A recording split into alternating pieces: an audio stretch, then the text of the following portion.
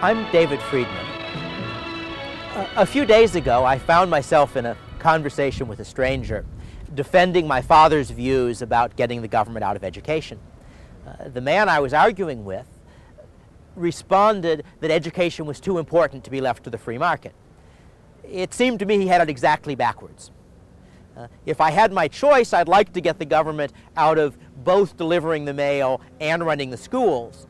But if I had to choose, I'd leave them with the mail. After all, if the government is in charge of delivering the mail, all that means is that some of our letters get lost. If governments are in charge of running the schools, that means that some of our children never learn to read. Education is important. It's not the only important thing. Consider the same argument applied to food.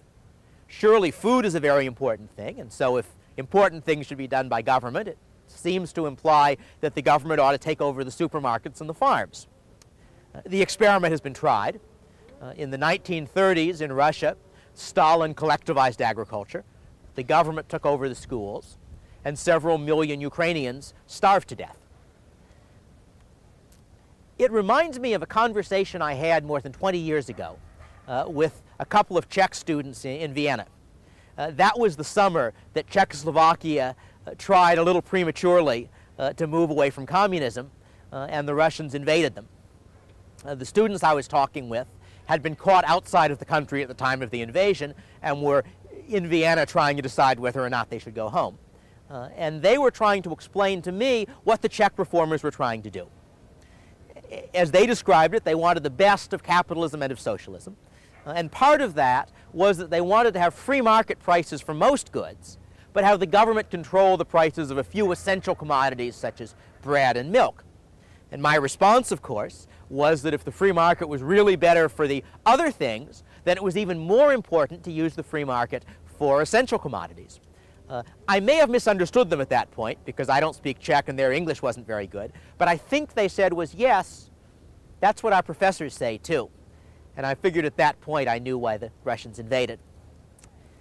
So I guess what I'm trying to say is that I agree that education is important, and it's far too important to be left to the government.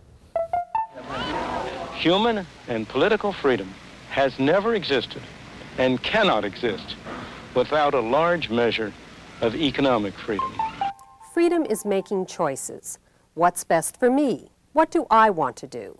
We all want to be free to choose. No government official is telling these people what to do. Parental control, parents choosing the teacher, parents monitoring the schooling. Free to live your own life, pursue your own goals, chase your own rainbow, without the government breathing down on your neck or standing on your shoes. Most of us would choose prosperity if we could, but what's the best road to that goal? Free trade set off a process that revolutionized Japan and the lives of its people. The Pilgrims tried a form of socialism over 300 years ago. Unfortunately for their fair-minded plans, they prospered only after they were allowed to keep for themselves all the food they grew. Who says economic institutions don't matter? We may dream of a perfect world, but we all know that's not possible. Hong Kong is very far from utopia. Life is unfair. There's nothing fair about one man being born blind and another man being born with sight. I do not know any exception to the proposition that if you compare like with like, the freer the system, the better off the ordinary poor people have been. Dr. Friedman has spent a lifetime studying freedom and prosperity. To him, the lessons of history are clear. People are better off making their own choices, better off not relying on government. Free to choose is a survival kit for you and for liberty.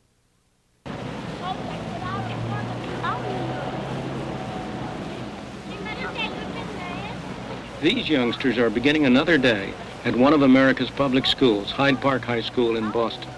What happens when they pass through those doors is a vivid illustration of some of the problems facing America's schools.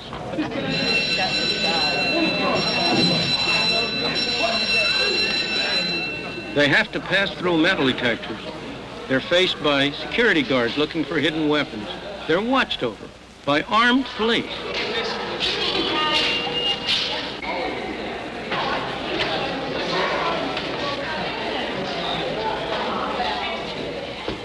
Isn't that awful? What a way for kids to have to go to school through metal detectors and to be searched. What can they conceivably learn under such circumstances? Nobody is happy with this kind of education. The taxpayers surely aren't. This isn't cheap education. After all, those uniformed policemen, those metal detectors have to be paid for.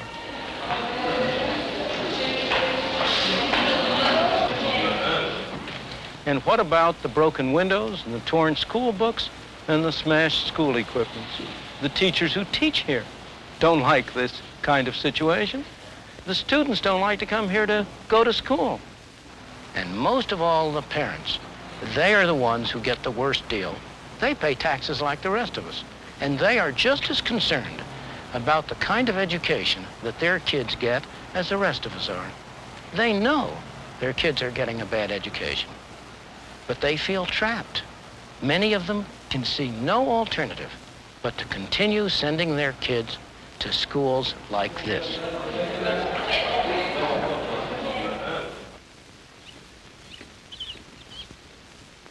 To go back to the beginning, it all started with the fine idea that every child should have a chance to learn his 3 R's. Sometimes in June, when it gets hot, the kids come out in the yard to do their lessons, all 15 of them, ages 5 to 13, along with their teacher. This is the last one-room schoolhouse still operating in the state of Vermont. That is the way it used to be. Parental control, parents choosing the teacher, parents monitoring the schooling, parents even getting together and chipping in to paint the schoolhouse as they did here just a few weeks ago. Parental concern is still here, as much in the slums of the big cities as in bucolic Vermont. But control by parents over the schooling of their children is today the exception, not the rule. Increasingly, schools have come under the control of centralized administrations, professional educators deciding what shall be taught, who shall do the teaching, and even what children shall go to what school. The people who lose most from this system are the poor and the disadvantaged in the large cities. They are simply stuck. They have no alternative.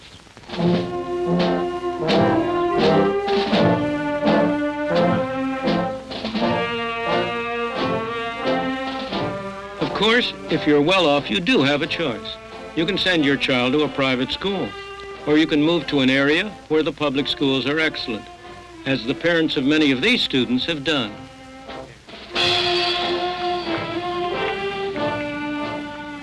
These students are graduating from Weston High School in one of Boston's wealthier suburbs. Their parents pay taxes instead of tuition, and they certainly get better value for their money than do the parents in Hyde Park. That's partly because they've kept a good deal of control over the local schools, and in the process, they've managed to retain many of the virtues of the one-room schoolhouse. Thomas Andrew Green, Margaret R. Story. Students here, like Barbara King, get the equivalent of a private education. They have excellent recreational facilities.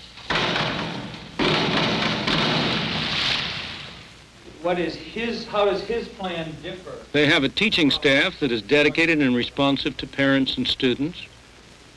Barbara. He's decisive. He's a red. There's an atmosphere which encourages learning. Yet the cost per pupil here is no higher than in many of our inner city schools. The difference is that at Weston, it all goes for education and that the parents still retain a good deal of control. Unfortunately, most parents have lost control over how their tax money is spent. Ava Bell goes to Hyde Park High. Her parents, too, want her to have a good education. But many of the students here are not interested in schooling. And the teachers, however dedicated, soon lose heart in an atmosphere like this. Ava Bell's parents are certainly not getting value for their tax money.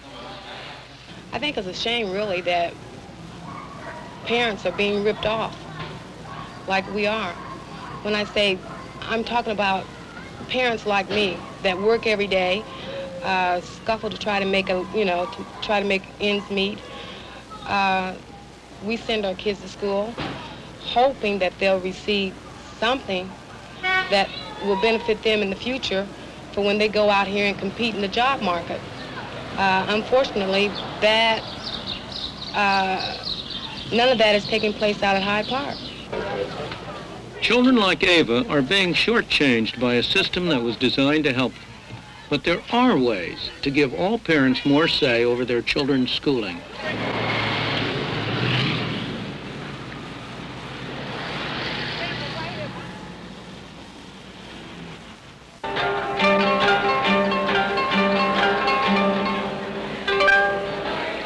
This is a fundraising evening for schools supported by a voluntary organization, New York's Inner City Scholarship Fund. The prints that have brought people here have been loaned by a wealthy Japanese industrialist. Events like this have helped raise $2 million to finance Catholic parochial schools in New York. The people here are part of a long American tradition. The results of their private voluntary activities have been remarkable.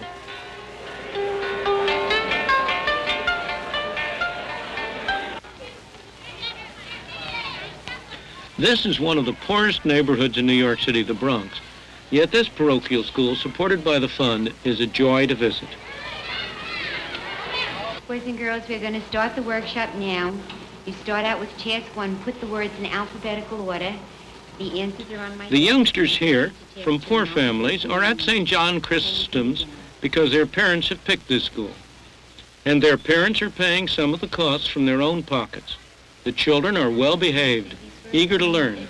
The teachers are dedicated. Behavior, consistent, contrary, destruction. How old are you, honey? 6. 6. What are you working on? The cost per pupil here is far less than in the public schools. Yet on the average, the children are 2 grades ahead. That's because teachers and parents are free to choose how the children shall be taught. Private money has replaced tax money. And so control has been taken away from the bureaucrats and put back where it belongs. This doesn't work just for younger children. In the 60s, Harlem was devastated by riots. It was a hotbed of trouble. Many teenagers dropped out of school.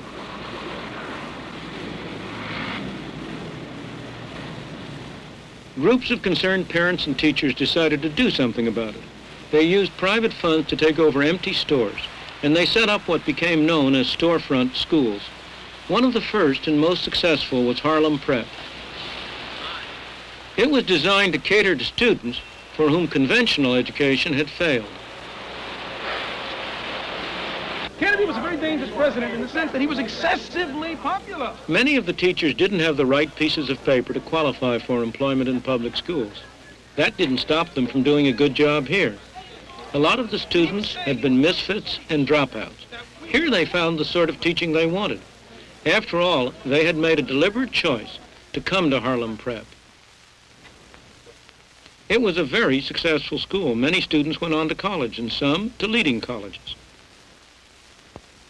But after some years, the school ran short of cash.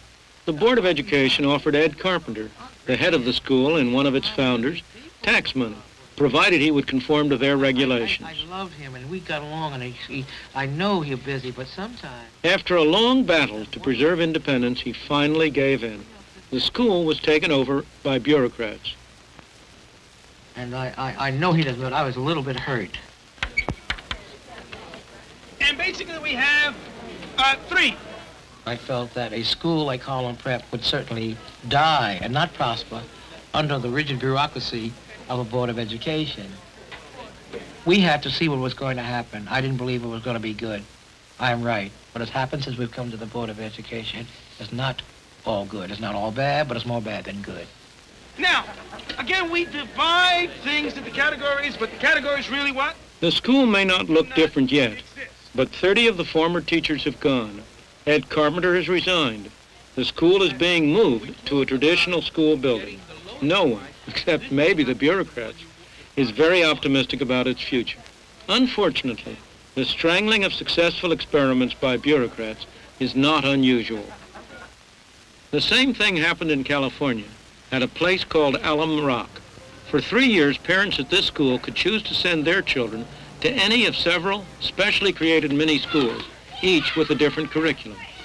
The experiment was designed to restore choice to those who were most closely involved, the parents and the teachers. Probably the most significant thing that happened was that the teachers, for the first time, had some power, and they were able to build the curriculum to fit the needs of the children as they saw it. The state and local school board did not dictate the kind of curriculum that was used in the Cullum School. The parents became more involved in the school. They attended more meetings. Also, they had a power to pull their child out of that particular mini-school if they chose another mini-school. At least in my opinion, Giving parents greater choice had a dramatic effect on educational quality. In terms of test scores, this school went from 13th to 2nd place among the schools in its district. But the experiment is now over. When school resumed after the summer vacation, this was just another public school, back in the hands of the bureaucrats. Giving parents a choice is a good idea, yet it always meets with opposition from the educational establishment. This is Ashford, a town in the south of England. For 4 years, there have been efforts here to introduce an experiment in greater parental choice. Parents would be given vouchers covering the cost of schooling. They could use the voucher to send their child to any school of their choice.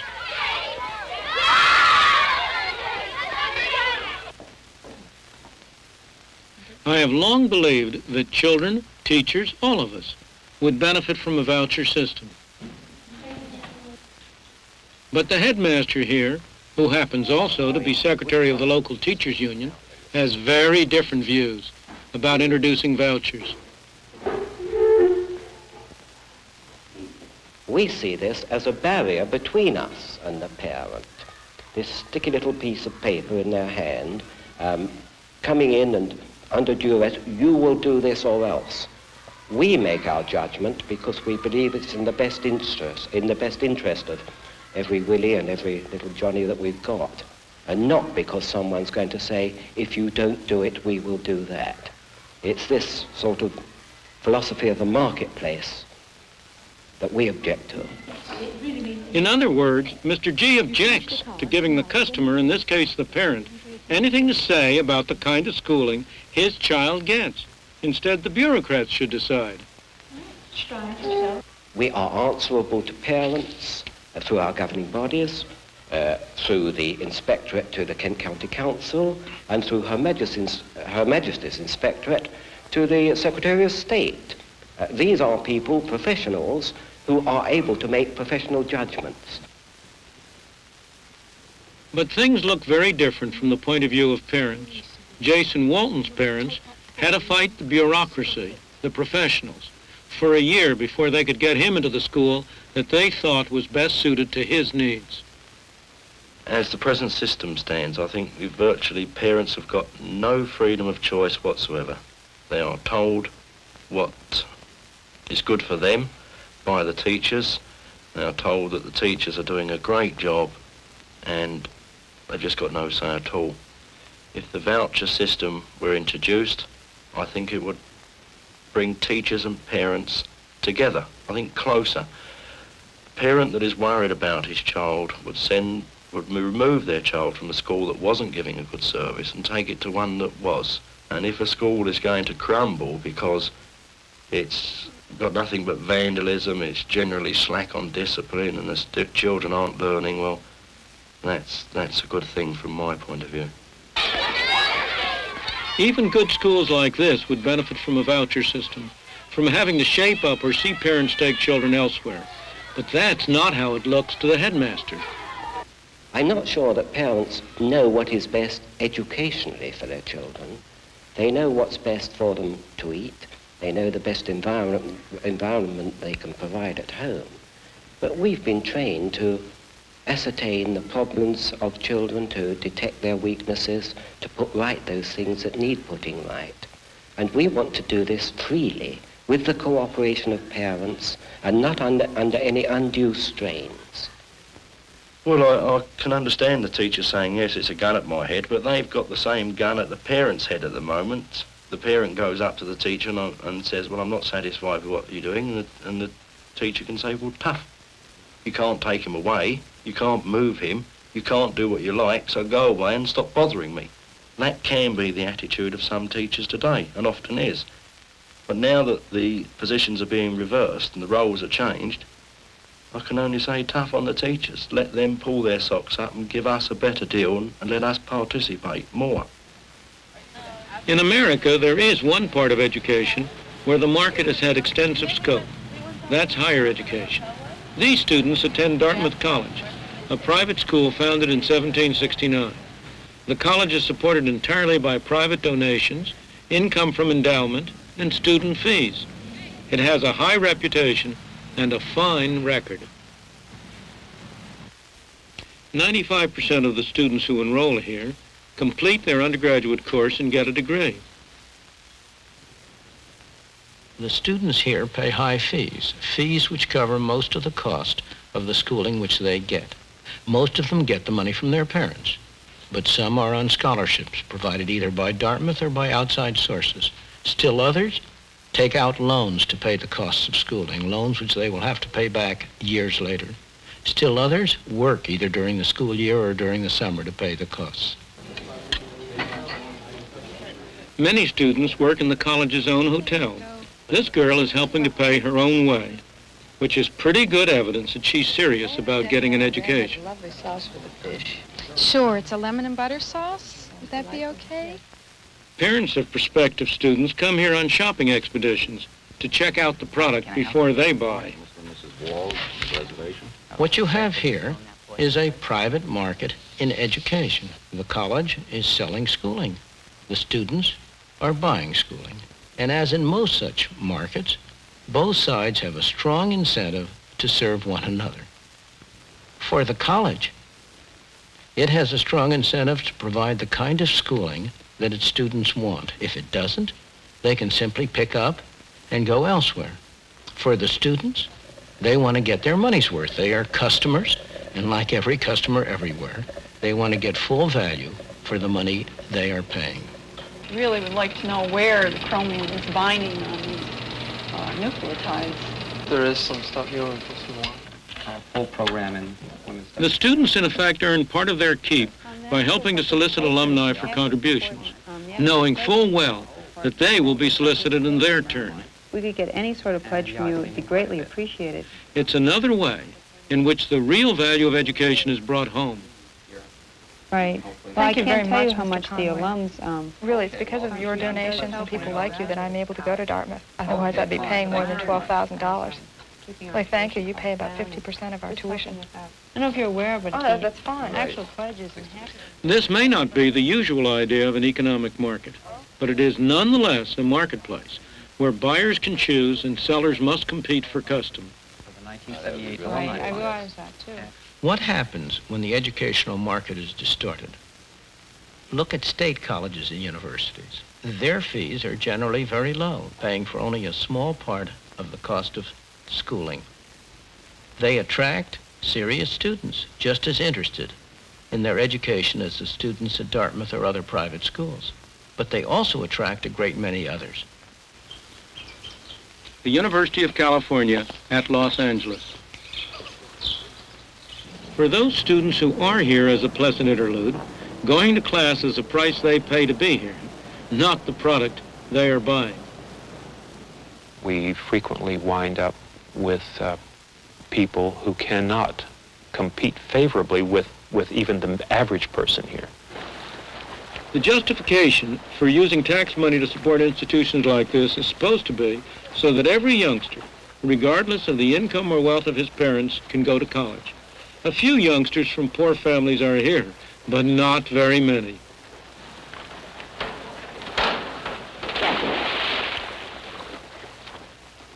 Most of these students are from middle and upper income families, yet everybody, whatever his income, pays taxes to help support these institutions.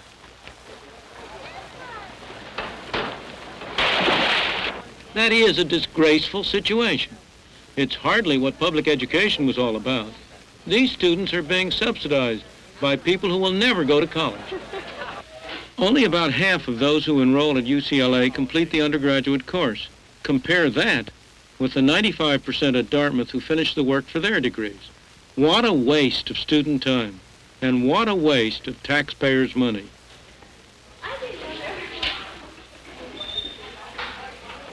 What should we do about this disgraceful situation? We must have a system under which those who are not able or do not go to college are not forced to pay for those who do.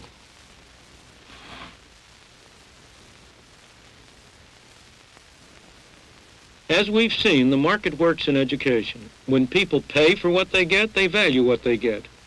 The market works in higher education. The state of being uneducated, you don't know enough. It can also work at the level of primary and secondary education. Ignorance, right.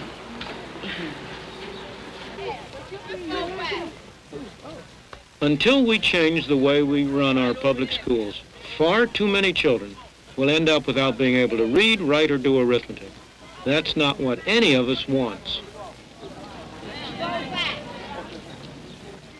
The system is not working, and it is not working because it lacks a vital ingredient. The experts mean well, but a centralized system cannot possibly have that degree of personal concern for each individual child that we have as parents. The centralization produces deadening uniformity. It destroys the experimentation that is a fundamental source of progress. What we need to do is to enable parents, by vouchers or other means, to have more say about the school which their child goes to, a public school or a private school, whichever meets the need of the child best. That will inevitably give them also more say about what their children are taught and how they are taught. Market competition is the surest way to improve the quality and promote innovation in education as in every other field.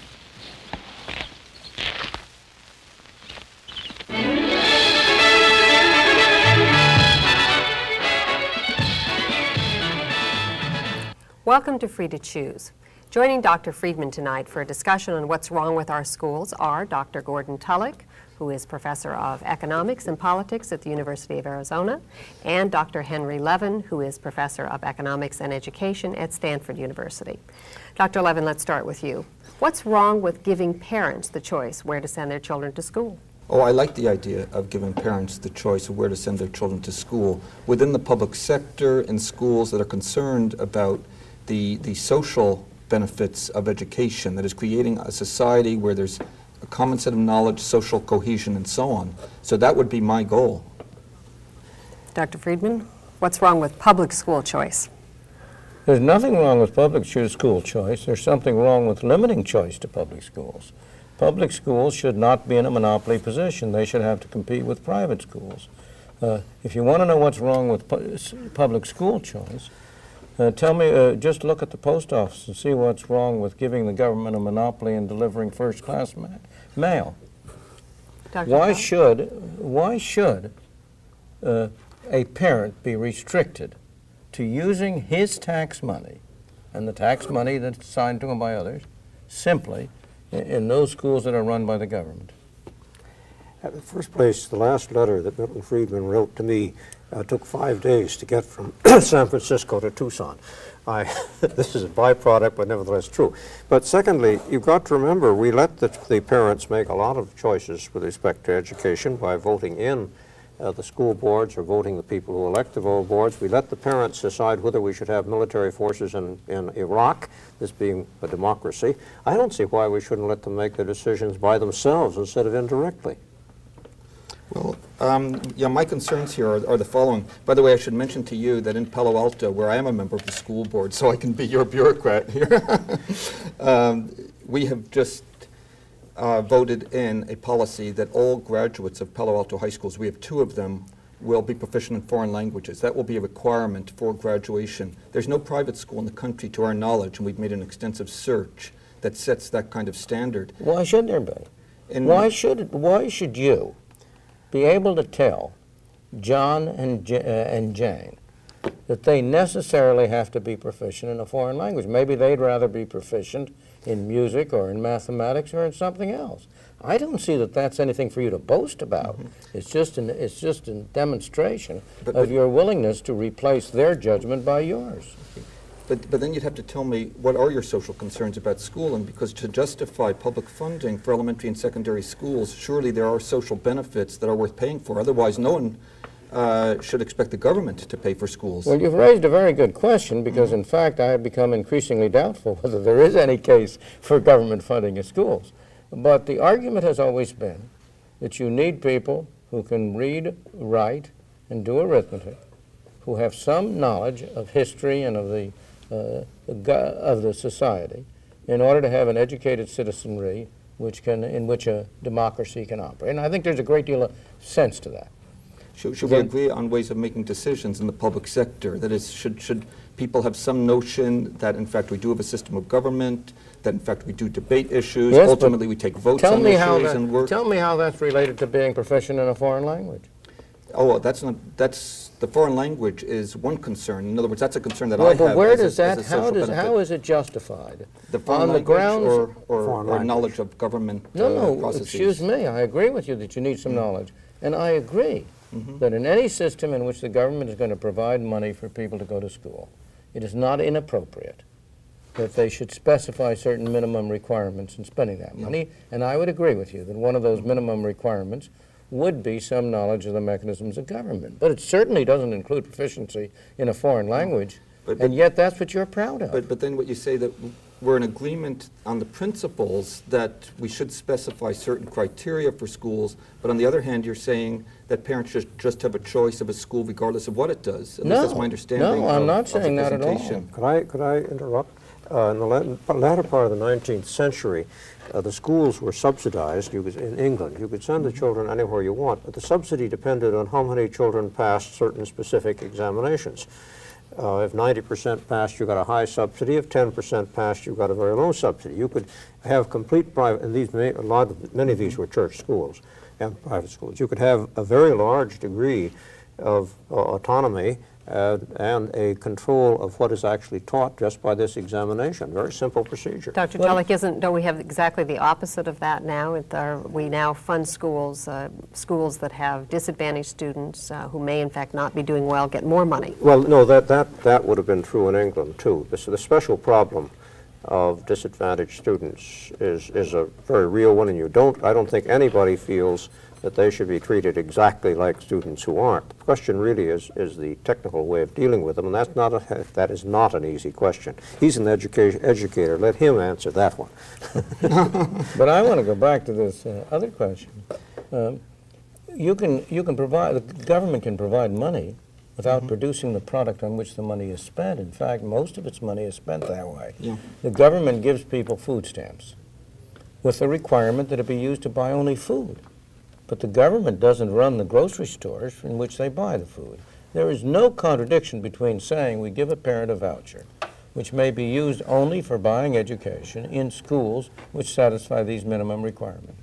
There's no contradiction between that and saying that schools may be privately run. They may be run by churches, they may be run by corporations for profit, they may be run by nonprofit organizations of parents or what else. Sure, as long as you set the common standards, and the question is this, if you set the common standards high enough, you're going to get schools precisely like the present ones. You won't even allow public choice among schools. Wait. You set the standards high enough, you'll get schools like our present ones? I would say if you set them low enough, you'll get schools like our present ones. In terms, not the specific criteria, what I'm saying is if you set them in great enough detail. If you insist that they must be able to read, you'll get a different kind of school. For example, I hear you talking about perhaps a national examination, and yet what we're hearing is that we ought to have choice. No, I would disagree with that. I disagree very much with he and I don't always agree on everything, even if we're both wearing Adam Smith ties. No, I get very confused by this because people like Bill Bennett and like Alan Bloom and E.D. Hirsch talk about we need a common culture and we need to get greater common content in schools, and they even talk about a national curriculum and national examinations.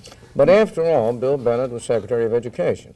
I do not expect the Secretary of Education to be in favor of private schools any more than I expect the Postmaster General to be in favor of giving up the monopoly of distributing mail. But yet he is. He feels that he is in favor of private schools, and he certainly is in favor of choice between the public and private sector. Yes, he is in favor of choice between them, I agree. But, of course, the problem is what we mean by high standards.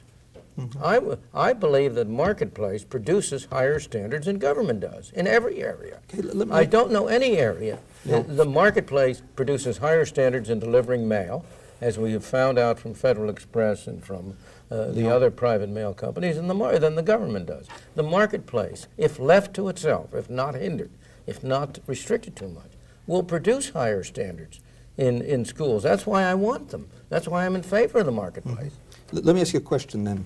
In a recent period, 34% of the babies born in San Francisco General Hospital, which as you know is the largest public hospital in San Francisco, were crack-addicted babies. Tell me about their parents and how they'll make educational choices for their children and in the interest of their children. Could I ask if they make educational choices by voting for the school board, would it be just as bad?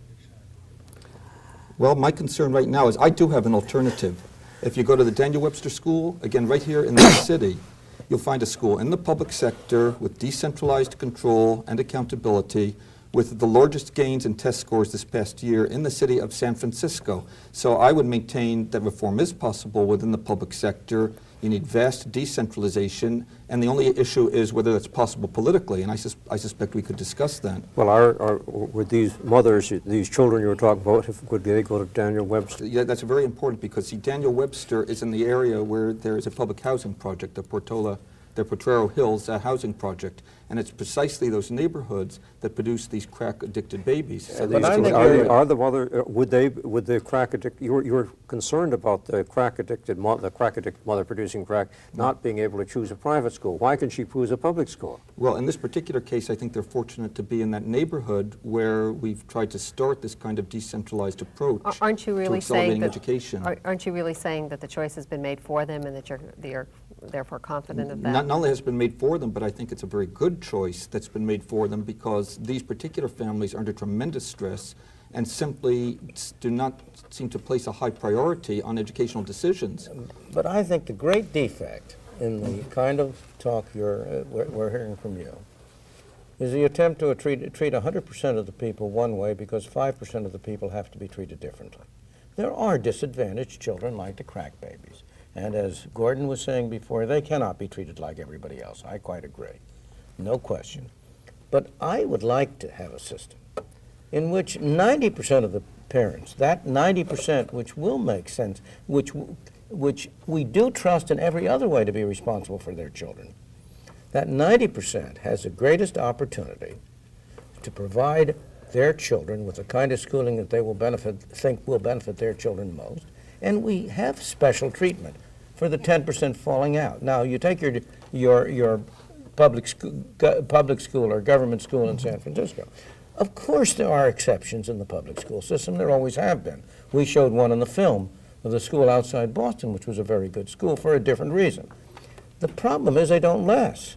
And the problem is that they cannot become general because there is no mechanism for getting rid of the bad schools. There's no effective accountability. And the only effective accountability you can have is the right of the customer to say, I won't buy or I will buy. Let me ask another question, Dr. Friedman. What about the schools? Will they be required to take all children once the parents have made the choice? No, not at all. Any more than restaurants are required to admit all customers. Well, they are required to admit all customers on the basis of race. Yes, I would in that case. Again, I'm saying that the use of the voucher can be contingent on certain requirements. And I think it is generally agreed that non-discrimination with respect to race would be one of them. Now, it's an interesting thing, in fact, that in the private religious schools, the Catholic religious schools, they tend on the whole to have a larger mixture of minorities than most so-called public schools. And the reason is very simple. The minority parents get such bad schooling in the areas where they are that even though many non-Catholics, for example, the proportion of blacks in Catholic primary schools is very high. I've forgotten what it is. but they get a better schooling there. They feel they have better discipline. And they're willing to pay for it. And they're willing to pay for it. But if that's true, it's interesting that the Coleman results show that although the private schools outperform the public schools academically, it's by a very small amount. That is, the private schools, adjusting for race and social class, are about the 52nd percentile relative to the public schools being at the 50th percentile. And what's of interest to me is, why is it that 48% of private school children are performing below the average for public school children? The answer to that is that you have only a very limited degree of competition in the private schools. The Catholic schools, and the parochial schools in general, have a comparative advantage over strictly private schools. Here you have somebody down the street who's giving something away for free, and you're going to try to sell it. It's kind of difficult to do. The Catholics, or the Christians, I mean the other forms of Christian schools or Jewish schools, any of the parochial schools, are part of an institution which is willing to subsidize that process. And therefore, there is only a very small area of strictly private, profit, market-oriented schools. And if you had that, I think the performance would go up enormously. If you look at certain areas where you do have private schools, like in training television technicians and the like, they perform extremely well. No, we have to talk about that sector, because that's a very interesting sector. The guaranteed federal loans, as you know, apply to the post-secondary proprietary schools as well as colleges and universities. And a whole sector has risen to serve the poor. And that sector, but those guaranteed loans have become a scandal. That's absolutely right, and they become a scandal mostly in this post-secondary sector, post-proprietary institutions that serve the poor. They get them to sign these forms. Of course. And you know this, it's terrible, the system. It's disgraceful. And there's 70 to 80% loan defaults that all of us at this table are paying for. Of course, they're very small relative to the savings and loans debacle. But in fact, there's a market, and people are making choices. But I'm not, as you know, I'm not in favor of that system. As I said before, and I'm not in favor of the government subsidizing the people who are going into higher education. That's a very different question. But it does show how a market would work when people are given the power of a voucher to purchase education. Yes, but the point is they're not spending their own money. They're not spending the money that is being provided to them. Let's take a very different case. Well, credit, if people who are permitted to borrow money and not pay it back will do badly in any place. Or I think we can agree there is a government function which is making people who borrowed money repay their debts. Whether the debts are borrowed for that purpose or to buy a car. What is the distinction between higher education and elementary and secondary education? Very simple. Elementary and secondary education is compulsory. And you would favor that? No, I don't. At one point I did favor it. But the more I have studied it, the more I have believed that the extent of schooling that would be voluntarily attained would be large enough so that there would be no additional advantage in compelling the small number who are left. That is, if without compulsion, only 50% of children would go to school, then I would have to say compulsion should be justified because of the importance of having a school population. But I have become persuaded that if there were no compulsion, 90% of the kids would go to schools. And therefore, I no longer see the necessity of compulsion. This, in fact, was true in England before they introduced the public school system. Ed West demonstrated, I think it's higher than 90. I think it's 95 or 97%. And it was his work that persuaded me of it. Yeah, well, it's okay. But he also looked at the United States, and it's very hard to get this in the United States because of the different states are different. The schooling of children occurs at the intersection of two basic rights. One is the right for me to bring up, and I have 5 children and a grandchild, but the right for me to bring up my children the way that I see fit. The other right is the right of a nation to school its children or to reproduce values and attitudes and knowledge that help to sustain the particular things, including respect for these various amendments that the nation stands on. It would be wonderful if there were no conflict between the two, but the fact of the matter is we know historically there has been conflict between the two, and the question is how we're going to resolve that conflict. But at the moment, I think the conflict is produced by the public school system. I think it is disgraceful that this is, as I understand it, the first generation in American history that is going to be more poorly schooled than its parents. And I see no way you can defend and say that somehow this conflict you've described can justify the kind of school system we have, and you don't. Well, I'm trying to look, though, for your insights into how we solve this, because we agree on the problem. The question is the solution. Now, American children apparently watch 19.5 hours of television a week, according to one of the Gallup polls that I saw. Japanese children watch about 2.5 hours. I think we agree that commercial children's television is not what we'd like it to be educationally. And yet they usually walk adult television.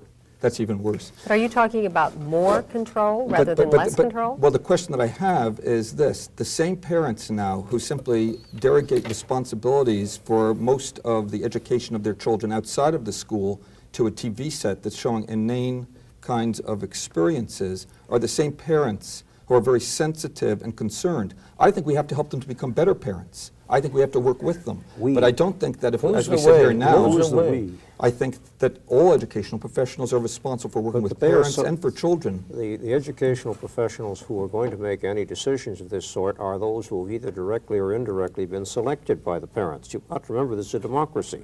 We vote for these things. We all agree on the critical importance of education. I hope you've enjoyed our discussion and that it will continue to provoke your thoughts on who should choose our children's school. Next week on Free to Choose, we'll be discussing an issue of critical importance to the founding of this nation, equality and the rights of the individual. Much of the moral fervor behind the drive for equality comes from the widespread belief that it is not fair that some children should have a great advantage over others simply because they happen to have wealthy parents. Of course it's not fair. But is there any distinction between the inheritance of property and the inheritance of what at first sight looks very different?